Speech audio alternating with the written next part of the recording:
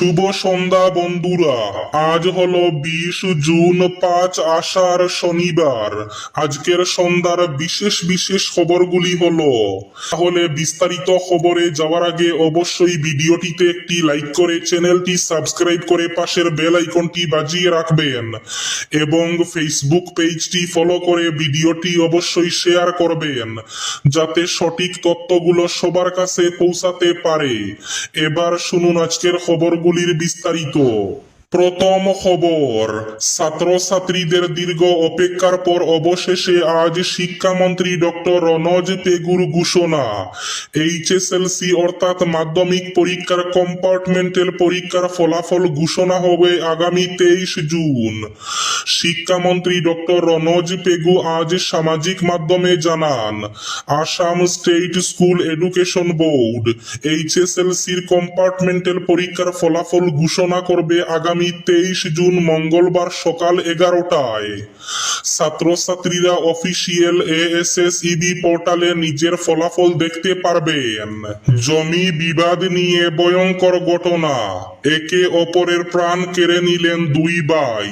জমি বিবাদকে কেন্দ্র করেই ঘটল এই হৃদয় বিদারক ঘটনা। একে অপরের হাতে খুন হতে হলো দুই ভাইকে। ঘটনাটি সংঘটিত হয় উনকুটিতে, জেলার কৈলাসহর মহকুমার চণ্ডীপুর কেন্দ্রের ফুলতলি গ্রাম পঞ্চায়েতের 4 নম্বর ওয়ার্ডে। জমি সংক্রান্ত দীর্ঘদিনের বিবাদের জেরে ঘটল মর্মান্তিক ঘটনা। একে অপরকে খুনের ঘটনায় চাঞ্চল্য ছড়িয়েছে গোটা এলাকায়। স্থানীয় সূত্রে জানা গেছে, বড় ভাই ময়ূরচাঁদ সিনহা এবং ছোট ভাই নীলধ্বজ সিনহার মধ্যে দীর্ঘদিন ধরে জমি নিয়ে বিরোধ চলছিল। অভিযোগ, শুক্রবার সন্ধ্যায় ছোট ভাই বড় ভাইয়ের বাড়িতে গিয়ে দাঁড়ালো অস্ত্র দিয়ে আঘাত করেন। পাল্টা প্রতিরোধে বড় ভাইও ছোট ভাইকে আঘাত করেন। রক্তক্ষয়ী সংঘর্ষে ঘটনাস্থলে দুই ভাইয়ের মৃত্যু হয়। ঘটনায় বড় ভাইয়ের এক ছেলে গুরুতরভাবে আহত হন। তাকে উদ্ধার করে দ্রুত কৈলাসহর উনকুটি জেলা হাসপাতালে ভর্তি করা হয়েছে। অবশেষে জারি হলো পিএম কিষানের 23তম কিস্তির টাকা। প্রধানমন্ত্রী নরেন্দ্র মোদীর হাত দিয়ে 23তম কিস্তির 18,880 কোটি টাকা 9,44,00,000 কৃষকদের অ্যাকাউন্টে ট্রান্সফার করা হয়েছে। ইতিমধ্যে কৃষকরা নিজের অ্যাকাউন্টে 2,000 টাকা করে পেয়ে গেছেন। অনেকের মোবাইলে মেসেজ এসে গেছে। রাজ্যেও 18,60,000 যোগ্য বিবেচিত কৃষকদের অ্যাকাউন্টে 2,000 টাকা করে ট্রান্সফার করা হয়েছে। প্রধানমন্ত্রী কৃষক সম্মান নিধির 23তম কিস্তির টাকা পেয়ে গেছেন কৃষকরা। আগরতলা, শ্রীভূমি, সাব্রুম, গৌহাটি বৈদ্যুতিক রেল শীঘ্রই, ঘোষণা জিএম এর।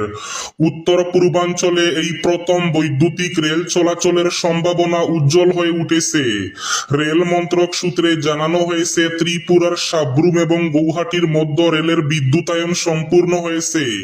ফলে এখন এই লাইনে বিদ্যুৎ দিয়ে রেল চালানো সম্ভব। আগরতলা শ্রীভূমি রুটে চলবে মেমু সার্ভিস।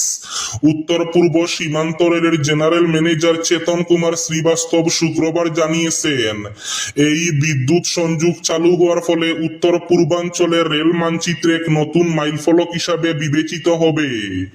আবুধাবিতে পরীক্ষা কেন্দ্র, নিট ইউজি 2026-এর অ্যাডমিট কার্ডে চাঞ্চল্য, ভুল স্বীকার এনটিএর। মেডিকেলে ভর্তির সর্বভারতীয় প্রবেশিকা পরীক্ষা নিট ইউজি 2026-কে ঘিরে ফের বিতর্কের সৃষ্টি হয়েছে। মহারাষ্ট্রের নাগপুরের এক পরীক্ষার্থী পুনর্পরীক্ষার অ্যাডমিট কার্ড ডাউনলোড করে দেখে হতবাক হয়ে যান, কারণ তার পরীক্ষা কেন্দ্র হিসাবে দেখানো হয়েছে সংযুক্ত আরব আমিরশাহীর আবুধাবি। বিষয়টি প্রকাশ্যে আসতেই দেশ জুড়ে শুরু হয়েছে আলোচনা এবং সমালোচনা। জানা গেছে, 21 জুন অনুষ্ঠিতব্য নিট ইউজি 2026 পুনর্পরীক্ষার জন্য 18 বছর বয়সী পরীক্ষার্থী আবদুল্লাহ মোহাম্মদ তালিবের অ্যাডমিট কার্ডে আবুধাবির একটি স্কুলকে পরীক্ষা কেন্দ্র হিসাবে উল্লেখ করা হয়েছিল। অথচ আবেদনপত্রে তিনি পরীক্ষা কেন্দ্র হিসাবে মহারাষ্ট্রের নাগপুর, ওয়ার্ধা এবং বান্ডারা এই 3টি শহরের নামই পছন্দ হিসাবে দিয়েছিলেন। আবুধাবির নাম তার নির্বাচিত কেন্দ্রগুলির তালিকায় ছিল না। পরিবারের দাবি, আব্দুল্লাহ কখনো বিদেশে পরীক্ষা দেওয়ার জন্য আবেদন করেননি, এমনকি তার পাসপোর্টও নেই। পরীক্ষার মাত্র একদিন আগে এডমিট কার্ডে বিদেশের কেন্দ্র দেখে তিনি মানসিকভাবে ভেঙে পড়েন। ঘটনার পর পরিবার ন্যাশনাল টেস্টিং এজেন্সির হেল্পলাইনে যোগাযোগ করেন। অভিযোগ পাওয়ার পর এনটিএ বিষয়টিকে একটি প্রযুক্তিগত ত্রুটি বলে স্বীকার করে। সংস্থার পক্ষ থেকে দ্রুত সংশোধিত এডমিট কার্ড জারি করার আশ্বাস দেওয়া হয়। বরাক উপত্যকার ইতিহাসে প্রথমবারের মতো একসঙ্গে 33টি বেসরকারি স্কুলকে বন্ধের নোটিশ জারি করা হয়েছে। প্রয়োজনীয় সরকারি নথিপত্র, বৈধ অনুমোদন এবং অন্যান্য আবশ্যিক শর্ত পূরণে ব্যর্থ হওয়ায় হাইলাকান্দি জেলার এই স্কুলগুলির বিরুদ্ধে কড়া পদক্ষেপ নিয়েছে শিক্ষা বিভাগ। জানা গেছে, দীর্ঘদিন ধরে এই বিদ্যালয়গুলি যথাযথ নথিপত্র ছাড়াই পরিচালিত হচ্ছিল। তদন্তে উঠে এসেছে কয়েকটি স্কুলের ইউডাইস কোডই ছিল না, আবার কিছু বিদ্যালয় অন্য প্রতিষ্ঠানের কোড ব্যবহার করে চলছিল। বহু ক্ষেত্রে কোড নবীকরণও করা হয়নি। চলতি বছরের এপ্রিল মাসে ছাত্র মুক্তি সংগ্রাম সমিতি হাইলাকান্দি জেলা কমিটি এ ধরনের বিতর্কিত বেসরকারি স্কুলের বিরুদ্ধে জেলা শাসকের কাছে একটি স্মারকপত্র জমা দেয়। সঙ্গে স্কুলগুলির একটি তালিকাও বিদ্যালয় পরিদর্শকের দফতরে জমা দেওয়া হয়। অভিযোগের ভিত্তিতে জেলা প্রশাসক অভিষেক জৈন বিভিন্ন শিক্ষা ব্লকের প্রাথমিক শিক্ষা আধিকারিকদের তদন্তের নির্দেশ দেন। তদন্ত চলাকালীন ওই 33 স্কুল তাদের বৈধতা প্রমাণে প্রয়োজনীয় নথিপত্র দেখাতে ব্যর্থ হয়। তদন্ত প্রতিবেদন পর্যালোচনার পর হাইলাকান্দির স্কুল পরিদর্শক তাপস দত্ত সংশ্লিষ্ট বিদ্যালয়গুলিকে 15 দিনের মধ্যে প্রয়োজনীয় নথি জমা দিতে বা তাদের কার্যক্রম বন্ধ করতে নির্দেশ দিয়ে নোটিশ জারি করেন। কাটিগড়ায় জমি নামজারির নামে প্রতারণার অভিযোগ।